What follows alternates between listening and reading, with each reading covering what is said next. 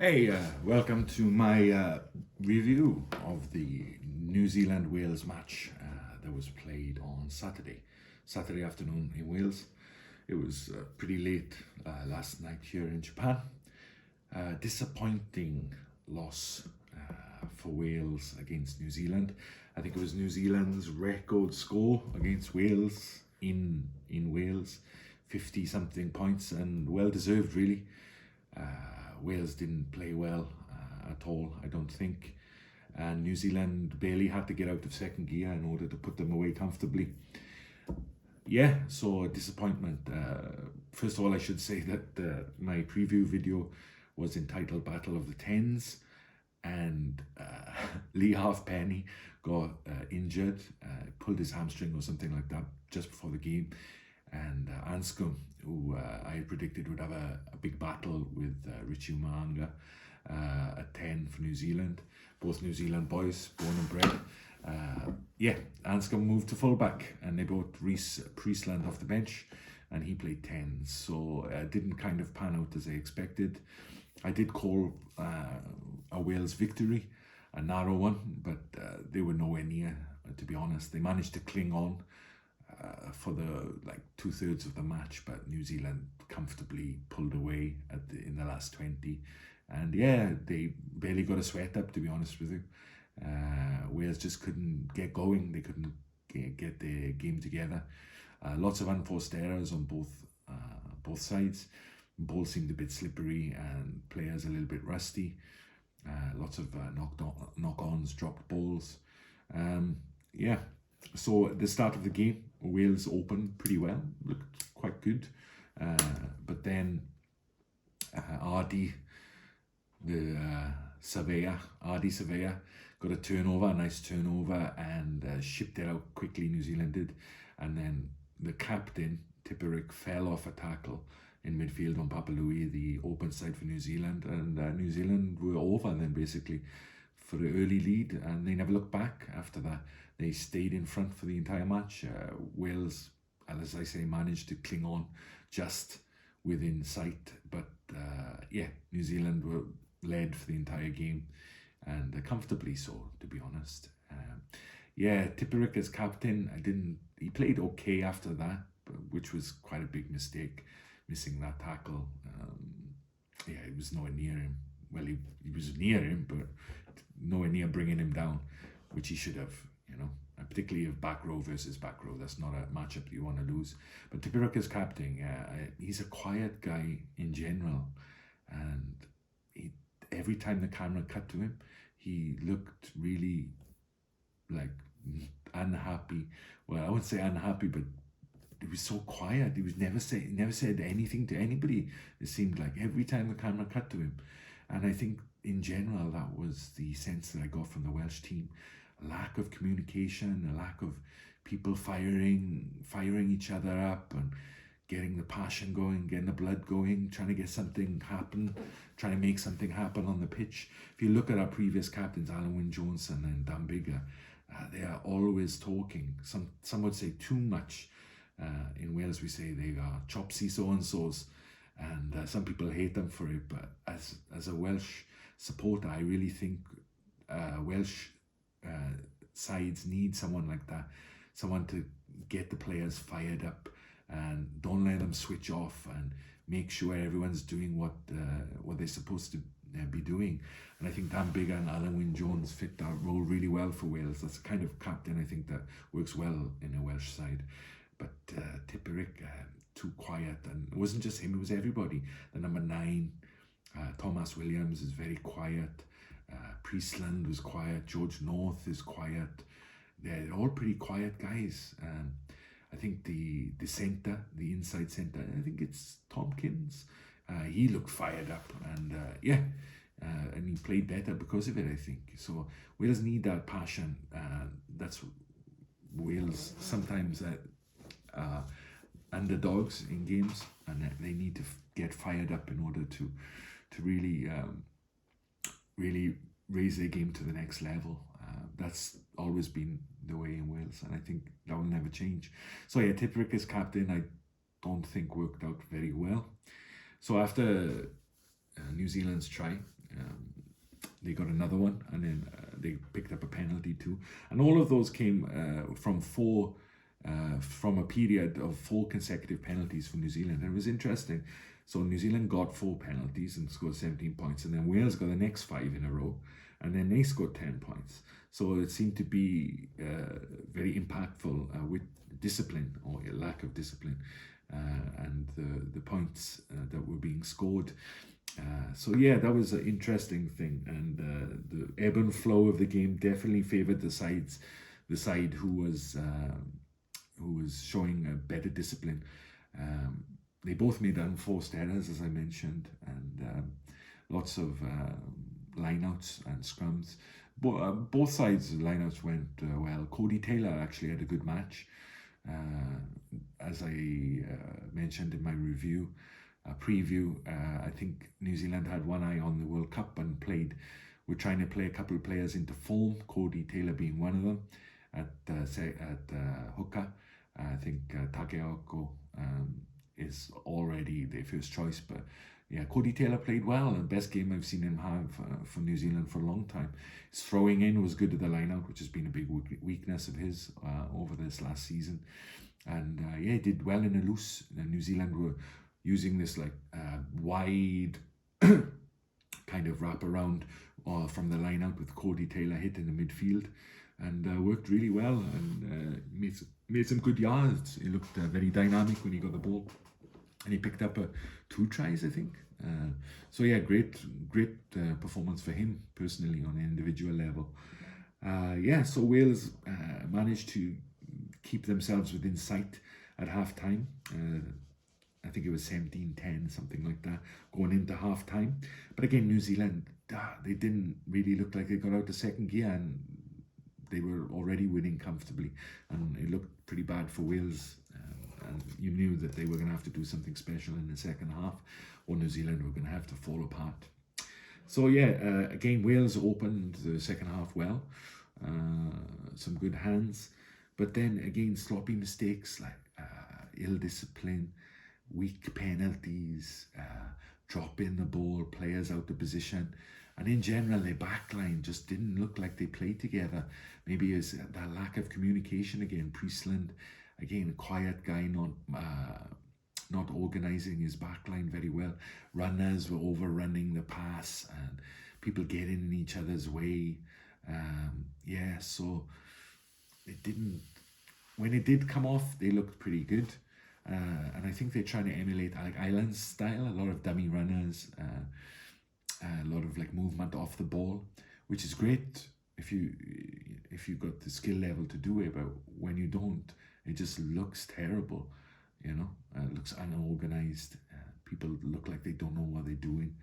So yeah, the backline showed potential for Wales, but they just didn't have the organisation or the execution to pull it off. New Zealand, on the other hand, very simple game plan, pick and go, basically, short balls, and that was enough for them to get over the line several times.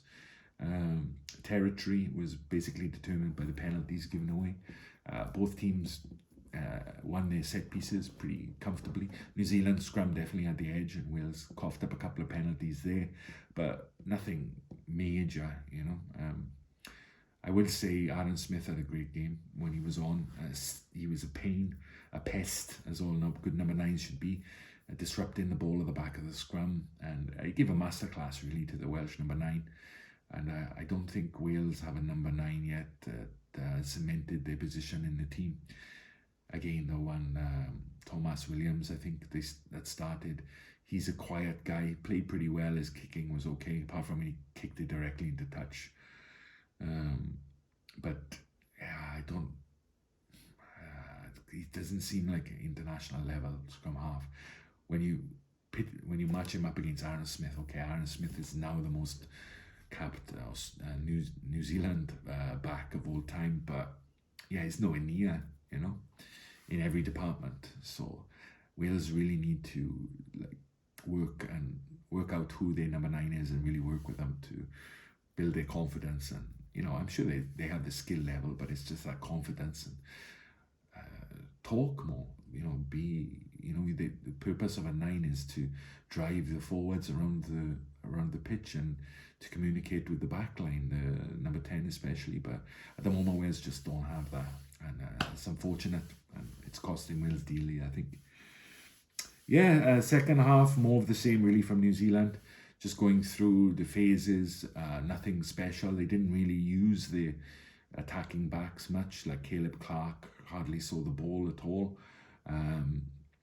Wales not much better. I would say Lewis Zammit, Reece Lightning looked pretty sharp when he got the ball.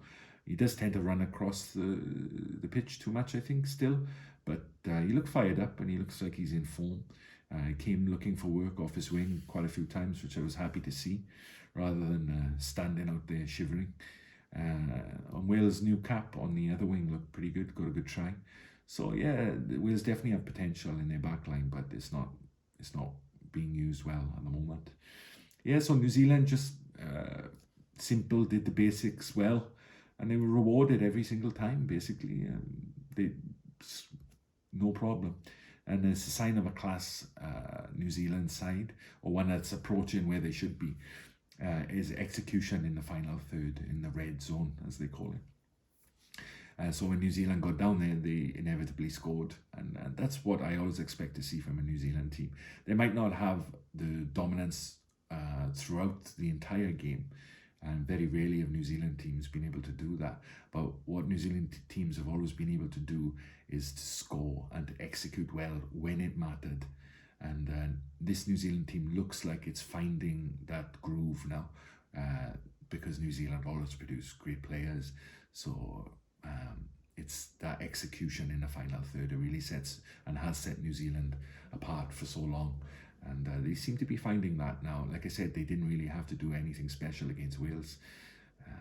But when they needed to, when the opportunity was there, they scored. Scored a couple of late tries too to pad out the score, to take it up over 50. But I think that was well deserved. A fair reflection of the game, I feel. Wales were always struggling just to even stay in the match. And they did have a couple of opportunities, but broken play again. Anscombe had the charge down, and then he had the old Roger Black legs, and couldn't get to the corner. And Manga made a great tackle, in fairness.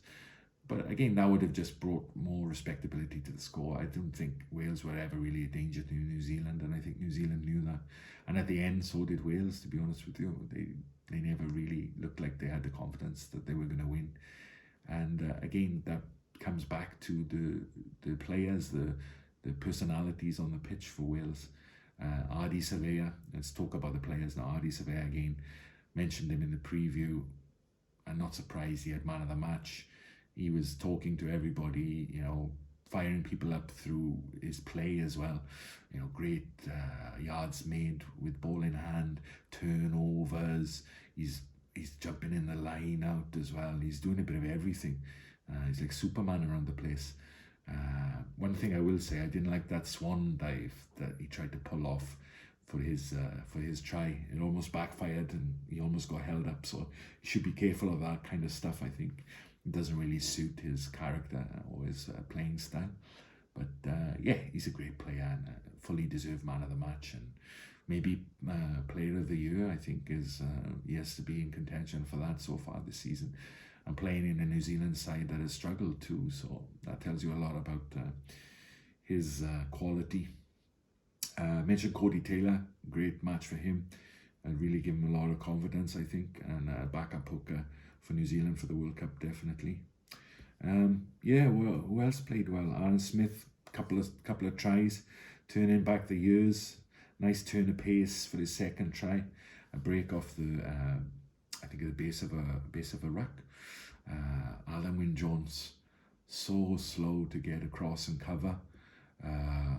His age is really starting to show now. Everybody loves him in Wales, but he was so slow to get over, and it was on the edge of the 22, so that's when you got to really hustle and make sure you're covering each other's backs. But he was so slow, and Aaron Smith, boom, I think it was between the little gap between the prop on the inside and the Welsh open side on the outside, and Aaron Smith just stepped through them. Alan Wynne-Jones couldn't get across in time. So easy try in the end for Aaron Smith. But he looked sharp, so that's good for New Zealand. Again, they give, I think it's Finlay Christie, 20 minutes at the end. He looks pretty decent.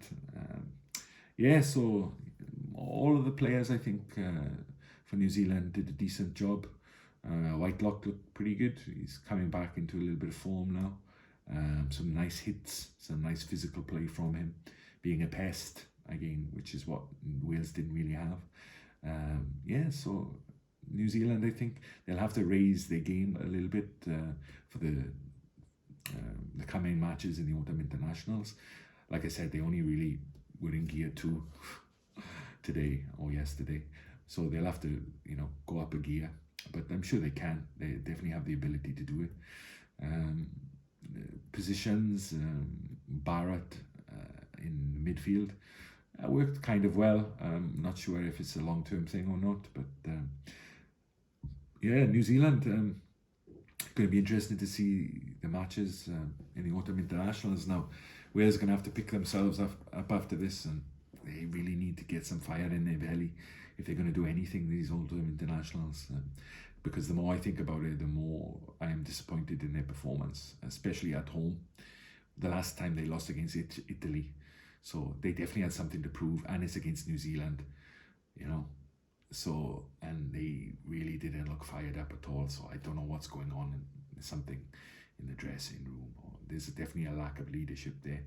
Without Bigger on the field, they look like a completely different side. So, a lot of work to do for Wales, and expect to see more things and better things from New Zealand.